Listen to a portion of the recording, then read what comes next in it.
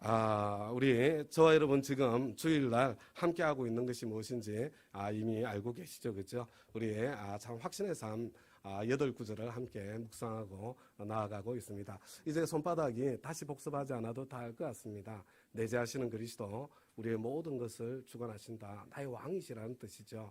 한 몸, 교회는 한 몸, 두 속성, 그리스도인의 두 속성, 세 단계, 구원의 세 단계.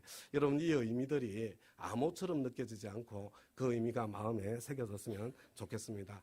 여러분, 이 세 단계가 구원의 세 단계인데 이것이 무엇을 의미하는지 이제 이해도 되시고 또 기억도 나시는지요.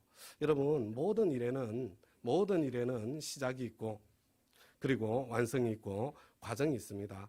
여러분, 구원에도 시작이 있고 그리고 완성이 있고 또 과정이 있습니다. 여러분, 인간은 시작했다가 끝내지 못하는 일이 많습니다. 의지도 부족하고 의지가 있다고 하더라도 그것을 끝낼 수 있는 능력이 없기 때문입니다. 그러나 하나님께서는 시작하신 일을 반드시 완성하십니다. 그래서 저와 여러분의 구원은 흔들림이 없는 것입니다. 저와 여러분은 하나님의 그 전능하심 때문에 그리고 하나님의 사랑 때문에 언제나 안전합니다. 구원의 시작은 하나님과의 관계 회복, 저와 여러분이 하나님의 아들이 되고 딸이 되는 것, 그것을 의미하고 이것을 칭의라고 부릅니다. 저와 여러분은 이미 구원을 받았습니다.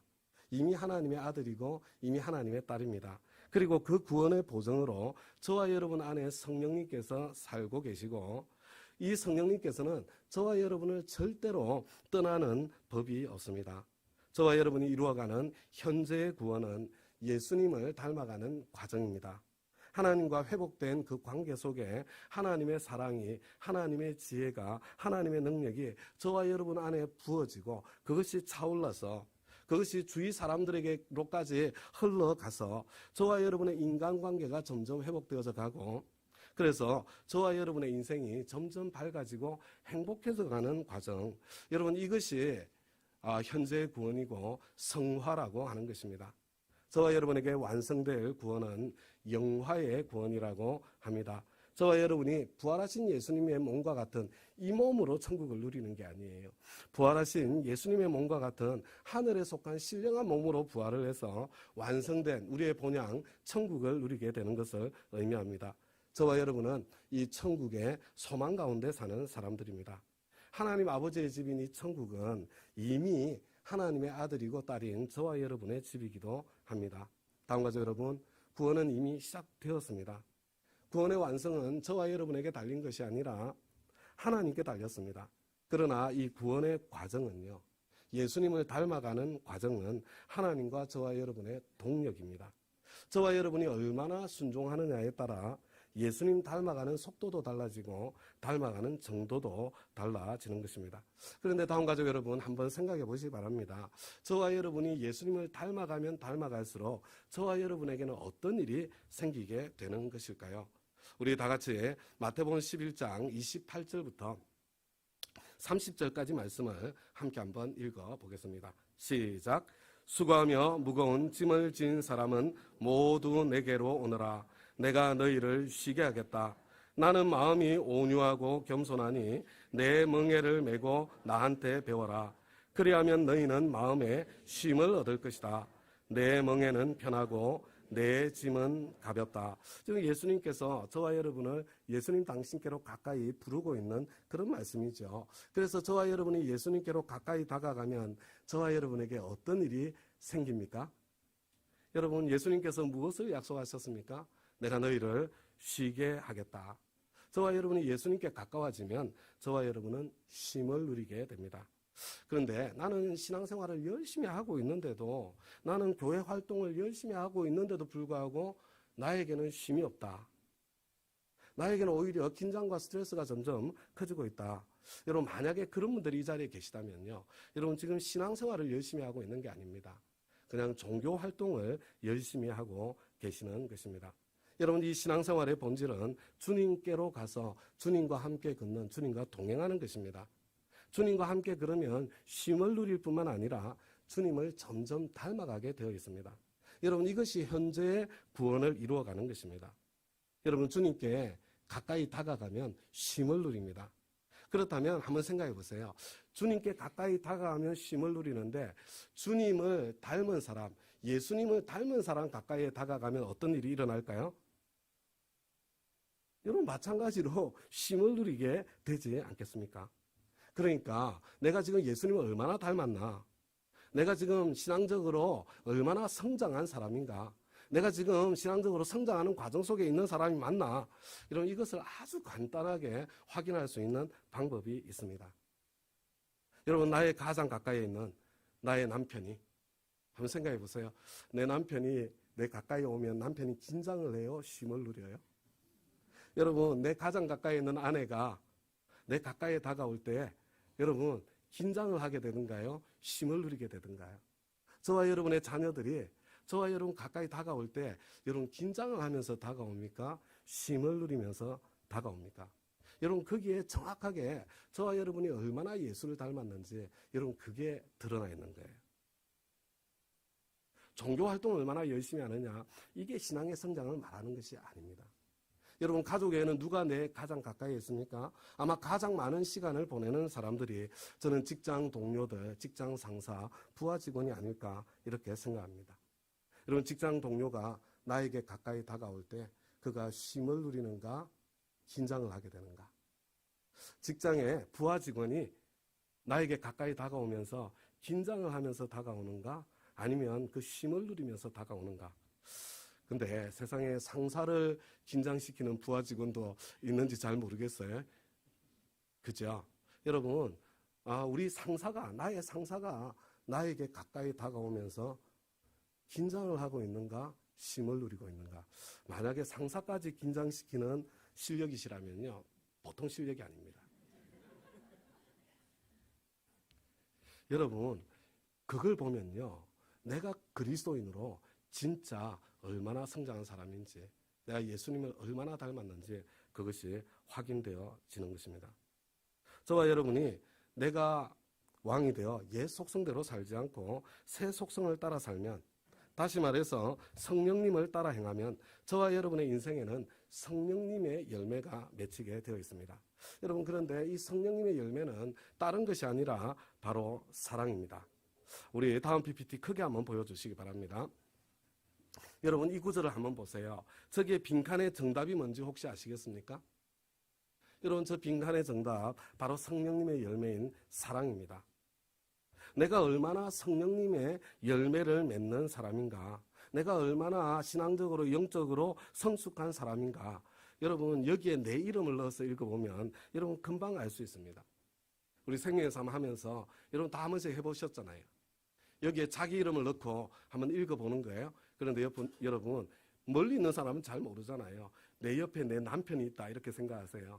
내 옆에 내 아내가 있다, 내 옆에 우리 아들 딸이 있다, 내 옆에 내 직장 동료가 있다 이렇게 생각하시고요. 한번 읽는 거예요. 자, 자기 이름이에요. 제 이름 아니고 시작. 석정일은 오래 참고 친절합니다. 석정일은 시기하지 않으며 뽐내지 않으며 교만하지 않습니다. 석정일은 무례하지 않으며 자기의 이익을 구하지 않으며 성을 내지 않으며 원한을 품지 않습니다. 석정일은 불의를 기뻐하지 않으며 진리와 함께 기뻐합니다. 석정일은 모든 것을 덮어주며 모든 것을 믿으며 모든 것을 바라며 모든 것을 견딥니다. 다음 가죠 여러분. 어떤 느낌이 드세요? 막 뿌듯한 마음이 그래 맞아 이게 바로 나야. 내가 지금 그 길을 향해서 성장하고 있구나. 여러분 만약에 그런 느낌이 든다면 얼마나 감사한 일인지요. 여러분 만약에 내 얼굴이 뜨거워지고 화끈거려진다면요. 여러분 지금 내가 느끼는 바로 그 느낌 있잖아요. 여러분 바로 그것이 진짜 나의 신앙의 실력입니다. 여러분 이런 사람 가까이 가면 쉼을 누리지 않겠어요? 이번에는 이 빈칸에다가 우리 예수님을 넣어서 한번 같이 읽어보겠습니다. 다시 크게 해주세요. 시작. 예수님은 오래 참고 친절합니다. 예수님은 시기하지 않으며 뽐내지 않으며 교만하지 않습니다. 예수님은 무례하지 않으며 자기의 이익을 구하지 않으며 성을 내지 않으며 원한을 품지 않습니다. 예수님은 불의를 기뻐하지 않으며 진리와 함께 기뻐합니다. 예수님은 모든 것을 덮어주며 모든 것을 믿으며 모든 것을 바라며 모든 것을 견딥니다. 여러분 어떤 느낌이 드세요? 너무너무 자연스럽죠, 그죠? 여러분 사랑은 다른 게 아니에요. 여러분 예수님의 성품입니다. 여러분 성령님의 열매 다른 게 아니에요. 바로 예수님의 성품입니다. 우리 주님께서는 다른 사람에게만 이렇게 해주시는 게 아니고요. 예수님께서는 저와 여러분에게도 먼저 저와 여러분에게 이렇게 해주시는 분이십니다. 그래서 저와 여러분은 예수님 가까이 가면 갈수록 쉼을 누릴 수밖에 없는 것입니다. 여러분 이 사랑이라는 성령님의 열매는 바로 예수님의 성품이에요. 그래서 성령님의 열매를 맺는다는 것은 여러분 저와 여러분이 예수님을 닮아가는 것, 현재 구원을 이루어간다는 같은 뜻입니다. 예수님을 잘 믿는다, 신앙생활을 잘한다, 신앙이 성장해 간다. 여러분 모두 다 여러분 사랑의 사람이 되어가는 것이고, 여러분 저와 여러분이 그렇게 예수님 닮은 사랑의 사람이 되어가면 되어갈수록 저와 여러분 가까이에는요 내가 있는 곳으로 천국에 오게 되어 있습니다. 내 가까이 오는 사람들이 쉼을 얻어요. 저와 여러분의 인간관계가 여러분 점점점 회복되어져 가게 되어 있습니다. 그리고 저와 여러분의 인생은 점점점 밝아지고 행복해지게 되어 있는 것입니다. 그렇다면 어떻게 사는 것이 내가 왕으로서 옛 속성의 삶을 사는 것이며 어떻게 사는 것이 성령님께서 인도하여 주시는 대로 살아가는 새 속성의 삶인가? 여러분 우리 이 확신의 삶 8구절은요 각각 다른 각도에서 똑같은 걸 이야기해 주고 있는 거예요. 여기에 대해서 이제 또 다른 각도로 명확하게 해주는 말씀이 바로 내 원천, 여러분 권위의 내 원천. 저와 여러분이 무엇인가를 선택하고 결정하는데 내가 권위의 원천이 되어 있는가, 아니면 하나님께서 권위의 원천이신가, 그것을 확인해 보는 게 내 원천이에요. 여러분 우리 다 같이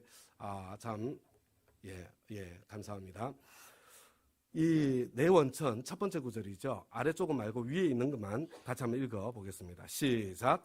그러나 자연에 속한 사람은 하나님의 영에 속한 일들을 받아들이지 아니합니다. 그런 사람에게는 이런 일들이 어리석은 일이며 그는 이런 일들을 이해할 수 없습니다. 이런 일들은 영적으로만 분별되기 때문입니다. 다음과 같이 여러분, 지금 이 사람은요 그것은 어리석은 일이다, 나는 도무지 이해할 수 없다, 이런 말을 자주 하는 자연에 속한 사람, 이 육에 속한 사람이에요. 여러분 이 사람이 가장 자주 사용하는, 주로 사용하는 권위의 원천이 무엇입니까? 여러분 바로 이 사람은요 자신의 지성을, 작게 바꿔주세요, 자신의 지성을 권위의 원천으로 삼고 있는 사람입니다. 제가 지난주에 말씀드렸던 것 여러분 기억나시지요? 자연에 속한 사람, 육에 속한 사람, 자기가 왕으로 사는 옛 속성의 사람은 주로 이 세 가지 권위의 원천만을 사용합니다. 첫째, 나의 지성, 말이 되는가 안 되는가, 이해가 되는가 안 되는가, 손해보지는 않는가, 이런 질문을 자주 하는 그런 분들, 지성을 자주 사용하시는 분들이고요. 이런 분들은 극단적으로 가면 지성주의에 빠질 가능성이 많습니다.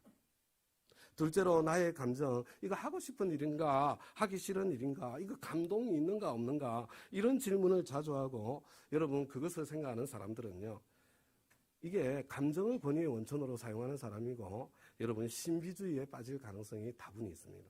셋째로요, 나의 전통과 경험, 다른 사람이 어떻게 생각할까, 망신당하는 일이 생기지는 않을까, 이런 생각을 자주 하고 그것을 고려하는 분들은요 여러분 전통주의에 빠질 가능성이 적지 않게 있습니다. 제가 지금 말씀드리는 것은요 이런 것이 잘못되었다 이렇게 말씀드리는 게 아니에요.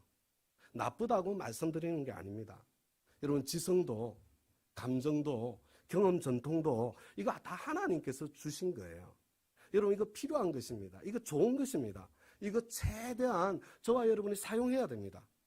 그러나 이것들만을 권위의 원천으로 삼고 있고, 만약 이것들만이 내가 무엇인가를 선택하고 결정하는 최종적인 권위의 원천이라면, 그렇다면 내가 왕으로 사는 것이고 내 크기의 열매밖에 내 인생에 맺히지 않는다는 것, 그것을 말씀드리는 것입니다. 뿐만 아니라 여러분 이렇게 사시는 분들은요 이렇게 해가지고 내가 성공하잖아요, 내가 무엇인가를 성취하지 않습니까? 그럼 자기의에 빠지기가 쉽습니다. 그리고요 내가 하려고 해서 그런 게 아니라 다른 사람이 우습게 보여요. 막 솟아납니다.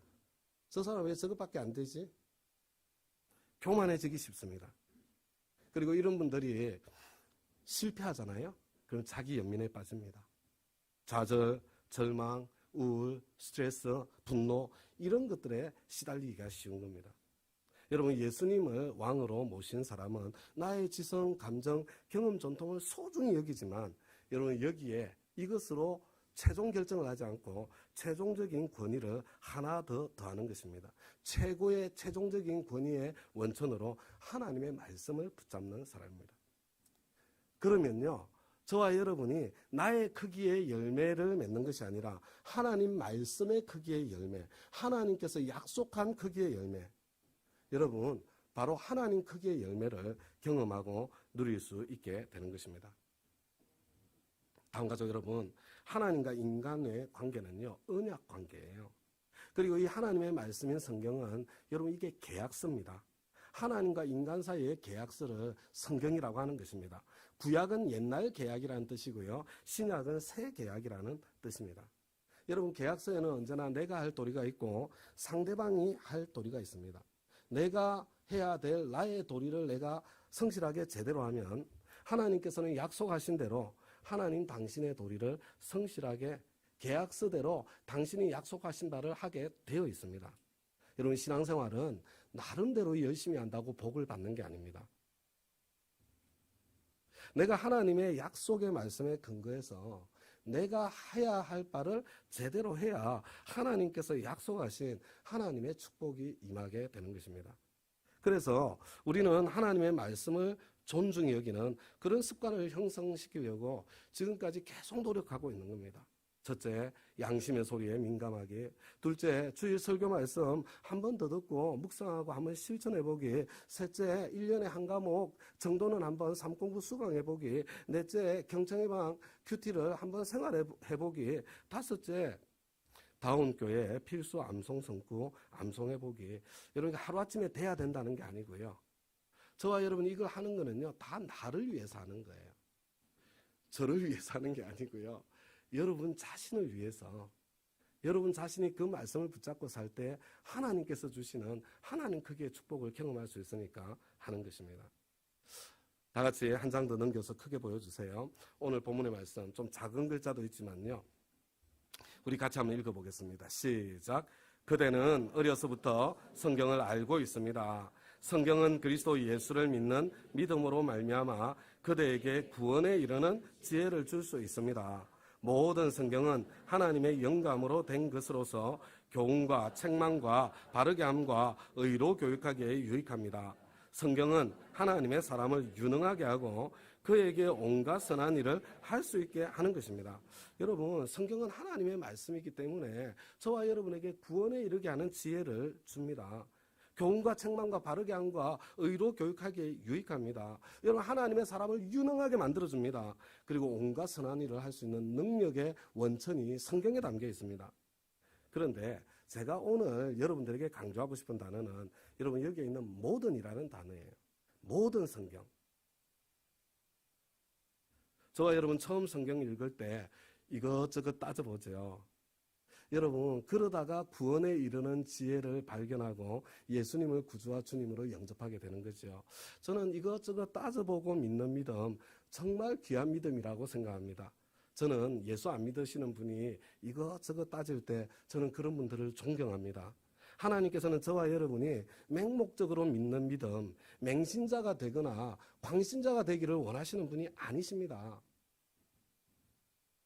여러분, 내가 그래서 따져서 예수님을 구주와 주님으로 영접하고 난 뒤에는요, 신앙생활의 초창기에는 내가 성경 말씀에 열심히 밑줄을 그으면서 성경을 읽습니다. 내 마음에 드는 구절이 있고 감동이 되는 구절이 있고 마음에 들지 않는 구절, 부담스러운 구절이 있습니다. 여러분, 내가 밑줄 친 내 마음에 와닿는 그 구절들을 통해서 교훈과 책망과 바르게 함과 의로 교육함을 받습니다. 그 구절 붙잡고 신앙생활을 하면서 내가 점점 더 유능한 하나님의 사람이 되어집니다. 온갖 선한 일을 할 수 있는 그런 능력자로 성장해 가는 거예요. 여러분, 처음에는 누구나 다 그렇게 신앙생활을 하는 것입니다. 그러나 다음 가족 여러분, 저와 여러분이 그렇게 신앙생활을 하는 가운데 내가 밑줄 그은 그 말씀을 통해서 하나님의 말씀의 능력을 경험하고 하나님의 말씀의 유익을 이미 경험하고 누리셨다면 이제는 내가 밑줄 그은 성경만이 아니라 모든 성경이 하나님의 영감으로 되었다는 것, 그것을 기억하고 그것을 주목하는 것이 중요한 것입니다. 내 마음에 드는 부분만이 하나님의 말씀이 아니라 내 마음에 들지 않는 부분도, 나에게 이해가 되는 부분만이 하나님의 말씀인 것이 아니라 내가 도무지 이해가 되지 않는 그 부분도 하나님의 영감으로 된 것입니다. 내 생각과 같은 부분만이 아니라 내 생각과 다른 부분도, 여러분들은 내 생각과 같을 때 은혜를 받잖아요. 여러분, 진짜 은혜는 내 생각과 다른 말씀이 진짜 은혜의 말씀이에요. 다음 가족 여러분, 성경은 하나님의 말씀입니다. 하나님의 영감으로 된 것입니다. 나의 왕이시고 나의 주님이신 하나님께서 말씀하신 것입니다. 그런데 제가 성경을 읽는데 그 성경 말씀이 이해가 안 돼요. 저는 이해가 되기 전에는 못하겠습니다. 하나님, 저를 시키시려면 먼저 이해를 시키세요. 성경 말씀대로 살았다가는 손해만 볼 것 같아요. 하나님, 저는 손해보는 일은 죽었다 깨도 안 합니다. 못하겠습니다. 성경 말씀대로 하는 것이 바보 같은 그런 짓처럼 느껴집니다. 저는 망신당하는 일 절대로 안 합니다. 성경 말씀이 내가 한 번도 해본 적이 없는 그런 일입니다. 저는 한 번도 해본 적이 없는데 그걸 제가 어떻게 합니까? 성경 말씀대로 하고 싶은 마음이 들지 않습니다. 감동이 오지 않습니다. 저는 하고 싶은 마음이 생기지 않으면, 감동이 오지 않으면 절대로 안 합니다. 성경 말씀이 나의 지성, 나의 감정, 나의 경험 전통과 충돌하는 그런 상황들을 그저 맞이하는 거예요. 그래서 안 합니다. 여러분, 이렇게 만약에 살고 있다면 여러분, 지금 누가 왕이에요? 내가 왕입니까? 아니면 하나님께서 왕이십니까? 종교활동 아무리 열심히 해도 그렇게 살면 지금 내가 왕으로 사는 거예요? 하나님을 왕으로 모시고 살고 있는 것입니까? 왜 대답을 안 하세요? 여러분, 이렇게 살면 됩니까? 안 됩니까? 돼요? 안 돼요? 아, 왜 안 돼요? 여러분, 이렇게 살아도 돼요. 여러분, 이렇게 살아도 됩니다. 그렇게 살아도 구원받습니다. 그렇게 살아도 천국 가요. 여러분, 그렇게 살아도요, 내가 노력한 열매, 내 크기의 열매, 내 인생에 맺혀요. 그러나 하나님 크기의 역사, 하나님의 기적의 열매, 여러분, 그런 것들은 내 인생에 나타나지 않습니다. 그저 내가 열심히 산 자기 지혜와 자기 능력의 열매만 여러분 내 인생에 맺히게 되어 있는 거예요. 그러니까 지금 내 삶이 만족스러우신 분들, 이만하면 됐다, 이 정도면 됐지, 인생 별 거 있어. 여러분, 그냥 그러신 분들은요, 그냥 지금처럼 그냥 계속 쭉 사시면 돼요. 아니, 지금 이미 내 인생이 만족스러운데 뭘 아둥바둥거리면서 용을 쓰겠어요. 그러나 지금 살고 있는 삶, 그 이상의 삶을 내가 한번 살아보고 싶다. 나는 지금 내가 살고 있는 이 삶, 그 이상의 삶을 나는 정말로 한번 걸어보고 싶다. 여러분, 그렇다면 여러분 예수님을 왕으로 모신 삶을 한번 선택해 보시기 바랍니다. 예수님이 나의 왕이시라면, 내가 예수님을 주님으로 모시고 살고 있다면 여러분, 내가 선택하고 결정하는 방식이 바뀌어야 됩니다. 권위의 원천이 달라져야 합니다. 하나님의 말씀이 최고의 권위의 원천이 되어서 하나님께서 말씀하신 것이 틀림이 없다면, 이게 하나님의 말씀인 것이 맞다면 때로 이해할 수 없어도, 때로 손해볼 것 같아도, 때로 망신당할 것 같아도, 때로 하고 싶은 마음이 전혀 들지 않아도 할 수 있는 데까지, 갈 수 있는 데까지 여러분 순종의 첫 발걸음을 내디뎌보는, 여러분 그런 삶을 살아보는, 이게 그리스도인의 삶의 길입니다. 여러분, 베드로가 욥바라는 곳에 머물고 있을 때 일입니다. 이거 점심 식사를 하기 전이었어요. 한 12시쯤 되어가지고 밑에서는 밥을 하고 있고요. 자기는 지붕에 올라가서 하나님께 기도를 하고 있었습니다. 그런데 갑자기 환상이 보였습니다. 배가 고픈데 하늘에서 보자기에 쌓인 그릇 하나가 내려옵니다. 그런데 그 보자기를 벗겨보니까 그 안에는 각종 4발 가진 짐승과 기는 것과 공중에 나는 것들이 있었습니다. 그런데 소리가 나기를 베드로야 일어나 잡아먹으라 이런 소리가 들리는 것입니다.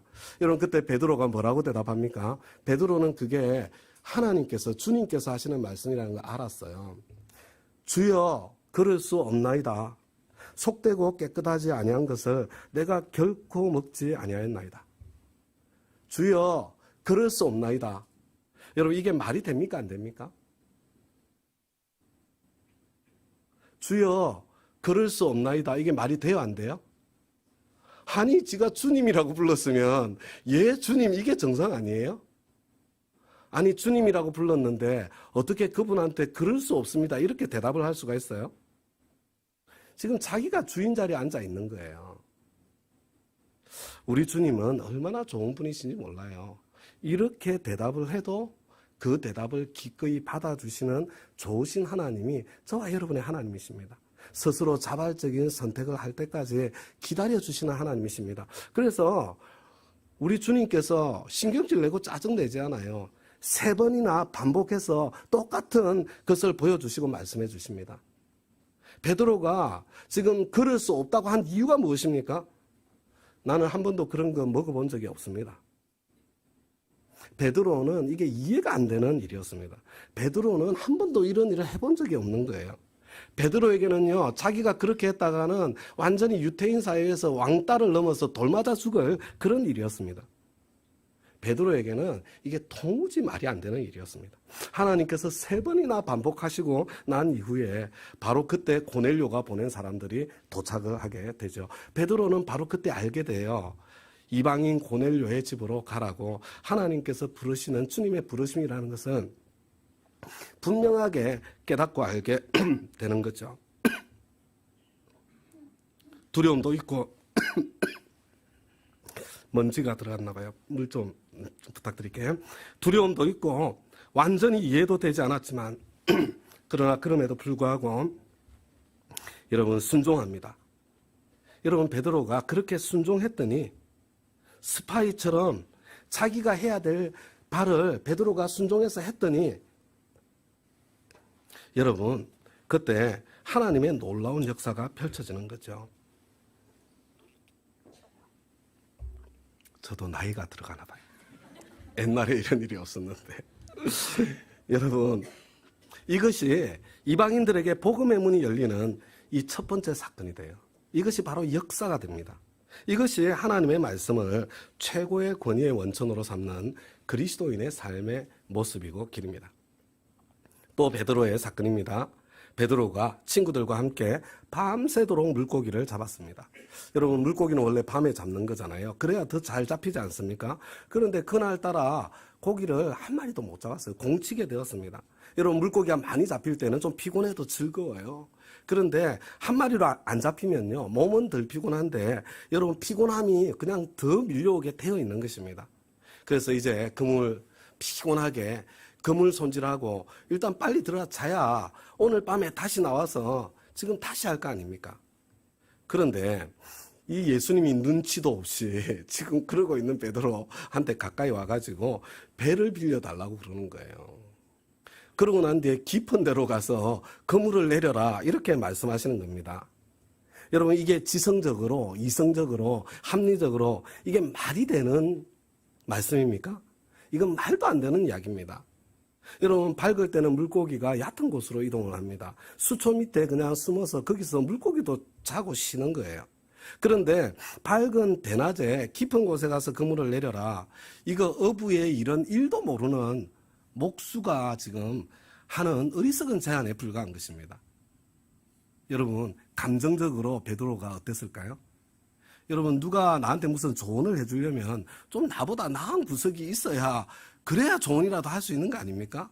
나보다 못한 사람이 내가 하는 일에 감나라 배나라 그러면 우선 자존심 상해가지고 기분이 확 잡히게 돼 있습니다. 아니, 예수님이 목수 주제에 지금 그 갈릴리 호수에서 잔뼈가 굵은 나는 어부인데 지금 고기 잡는 일에 지금 충고를 하고 계신 것입니다. 여러분, 피곤할 때는 짜증이 더 나게 되어 있습니다. 밤새 일한 베드로에게는 정말 짜증나고 정말 하기 싫은 그런 마음이 들 수밖에 없는 그런 상황이었습니다. 이런 경험 전통으로 볼 때는 어떻습니까? 밝은 대낮에 깊은 곳에 가서 그물을 내리는 사람이 있습니까? 없습니까? 한 사람도 없습니다. 그냥 웃음거리가 되고 말 것입니다. 지성으로도 감정으로도 경험 전통으로도 이것을 어리석은 일이고 이해할 수 없는 일이고 해서는 안 될 일입니다.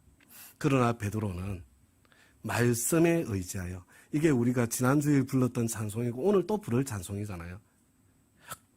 그렇지만 베드로는 말씀에 의지하여 그물을 내렸습니다. 내가 하나님의 말씀에 근거해서 내 할 바를 했을 때 하나님께서 당신께서 하실 바를 펼쳐주시고 이루어주시는 겁니다. 기적이 일어납니다. 여러분, 이런 순종이 있을 때 그때 하나님께서 약속하신 기적을 보게 되는 것입니다. 저와 여러분의 선택의 최종 권위는 하나님의 말씀이 되어야 합니다. 내 지성과 감정과 경험 전통이 말씀보다 앞서면 여러분, 옛 속성대로 내가 왕으로 살고 있는 것입니다. 여러분, 내 지성과 감정과 경험 전통을 따라 내가 최선의 검토를 다하지만 최종적으로는 하나님의 말씀에 비춰보는 삶, 여러분, 바로 그 삶이 예수님을 왕으로 모신 삶의 모습입니다. 여러분, 하나님께서 말씀하신 것이 틀림이 없다면, 여러분, 성경이 하라는 그 일이, 성경이 하지 말라는 그 일이 하나님께서 말씀하신 것이 틀림이 없다면 내 생각에는 좀 어리석어 보여도, 내 생각에는 좀 이해가 되지 않아도, 내 생각에는 그 길로 갔다가는 손해를 볼 것 같아도, 내 생각에는 내 마음에 들지 않아도, 하고 싶은 마음이 전혀 안 생겨도, 내가 보기에 아무도 그렇게 하는 사람이 없어도, 내가 왕따를 당하거나 우스운 사람이 될 것처럼 보여도, 이런 성경대로 한번 살아보는 것, 순종의 모험을 한번 시도해 보는 것, 여러분, 바로 그것이 예수님을 왕으로 모신 그리스도인의 삶의 모습이고 새 속성의 삶의 모습입니다. 여러분, 바로 그런 저와 여러분의 선택이 있을 때 그 인생 가운데 하나님의 기적이 일어나고 하나님의 기적이 펼쳐지는 것입니다. 다음 가족 여러분, 혹시 나에게 지금까지 신앙생활을 오시면서 그런 경험이 있으셨습니까? 자, 얼른 지금 휴대폰 다 꺼내시기 바랍니다. 자, 락을 푸시고요. 카톡을 여시고 해보세요. 예, 여러분, 자, 거기 카톡을 여시고요. 나에게를 누르세요. 나에게. 자, 거기다가 지금 내가 이런 경험을 해본 적이 있다, 생각난 거, 여러분, 그것을 여러분 그 나에게 카톡 보내기로 여러분 메모를 해놓으시기 바랍니다. 그리고 여러분, 이번 주 목장 모임에서, 이번 주 가족 목장에서 바로 그것을 한번 함께 나눠보시기 바랍니다. 제가 사실은 이렇게 모임, 최영기 목사님과 같이 있는 모임에서 제가 이렇게 휴대폰을 들고 있었거든요. 최 목사님 갑자기 기분이 언짢으셨어요. 아니, 성 목사는 회의 중인데 전화기 보고 있어? 그러더라고. 아니요, 지금 제가 메모하고 있는 중인데요. 그죠? 시대가 변했어요, 여러분. 빨리 익숙해져야 돼. 카톡 들고, 이거 전화기 들고 있다고 딴짓 한다고 생각하시면 안 되고요. 저분이 경청하면서 메모하고 있구나. 요렇게 생각하셔야 돼요. 예. 여러분, 혹시 하나님께서 나에게 계속 말씀하시는 것이 있는데, 내 지성 때문에, 내 감정 때문에, 내 경험 전통 때문에 계속 주저하고 있는 거, 내가 순종의 모험을 망설이고 있는 거, 혹시 그런 거 혹시 있습니까? 여러분, 이미 생각나지 않으셨어요? 그것도 지금 나에게 카톡 보내기, 여러분 지금 메모해서 보내놔야 돼요. 그럴 때가 됐어요. 자꾸 잊어먹어요. 그죠? 여러분, 그거 써놓으셨다가요, 둘 중에 어느 쪽이든 좋습니다. 이번 주 우리 목장 모임, 가족 모임을 할 때는 나는 한번 그렇게 순종의 모험을 해서 이런 하나님을 경험한 적이 있어, 이걸 나누시든지, 나는 계속해서 이런 부담이 있는데 나는 이런 생각 때문에, 이런 이유 때문에 나는 계속 주저하고 있습니다. 그래서 뭐 한번 해보겠습니다. 거기까지 가면 좋고요. 안 되면 안 되는 대로 이야기 나누시면 돼요. 자, 그러고 난 뒤에도 제가 설교가 여러 페이지가 남았는데 그냥 뭐 일부 예배 때 여기서 중단했습니다. 그냥 다음 주에 하지 뭐. 오늘 너무 많이 한 것 같아요. 그죠? 오늘 우리 여기까지 우리 함께 나누고요. 우리 다음 주에 하나님께서 어떻게 말씀하시나. 내가 지금 성경과 충돌하는지 하는 것인지 아닌지 어떻게 알 수 있나. 하나님의 음성을 도대체 어떻게 분별하는 것인가. 이것은 다음 주에 우리 보충해서 더 말씀하도록 하겠습니다. 자, 이제 우리 다 함께 자리에서 일어나셨어요. 주님 말씀하시면, 예.